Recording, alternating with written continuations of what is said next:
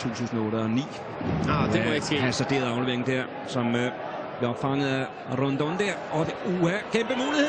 Og 1-0 til Rubin Kazan ved Turbinski. Er det, som får passeret Mikkel Andersen med et lob.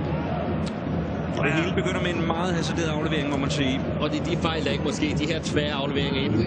Foran mål ind i første omgang. Godt af Esten, hvor det clear. Se, Bjarnason ser lidt efter muligheden, vil gerne have den over til Svensson. Og hvad skal vi sige? 5 sekunder efter, der ligger den inde i rusen. God teknik fra Turbinski. Stærk opfang, må man også sige. Godt lagt videre af Rondon. Og helt køligt af Turbinski.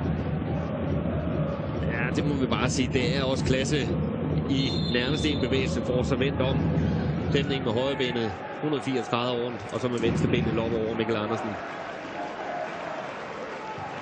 Og hvis man synes, man hørte en Sandé. Glimrende aflevering der, og desværre også afstraffelse. José Rondon er det, som gør det til 2-0 for Rubin Kazan. Og så hurtigt kan det altså gå, ligesom det også gjorde det ved første mål i øvrigt. Og ærgerligt, må man bare sige for Randers. For det er de her små momenter af genialitet. Prøv at lægge mærke til den her aflevering mod Rondon, som holder sig lige på kanten og i rette spidssekund. Jamen, der falder afleveringen. Når han der lige kigger op, hvor er Mikkel Andersen mellem benene. Men den der fra Ansal, kigger lige op, hvor er løbet.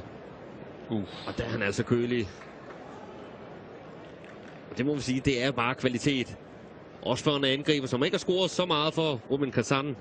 Men gennem flere sæsoner, lå på både 13 og 14 mål i La Liga for Malaga. Ja, Malaga fra 2010 til 12.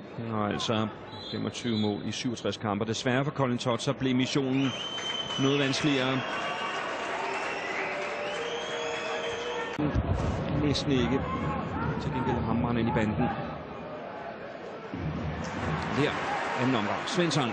Ja, det er godt af Svensson. Som spillet fra VM Villa. Og hvad så der? Reducering til som ringer Anders på den europæiske måltavle. Og det klæder jo den her fodboldkamp, og er i virkeligheden også en fin belønning af den indsats, de har leveret indtil videre. Ja, han har absolut opløftet 15 minutter efter pausen, og der er så mange gode momenter i det her. Først og fremmest presspillet her fra Ronny Schwarz. Og det vi havde snakket om Svensson som afgørende, den her dribling mod baglinjen, bagerst mod Jonas Boring, hvor man forventer også en venstre kant, venstre midtbane skal dukke op, og der har han målnæsen. Og kampen lever igen. Ja, det gør den der. Det gør tilskuerne også, og det er jo altid vigtigt.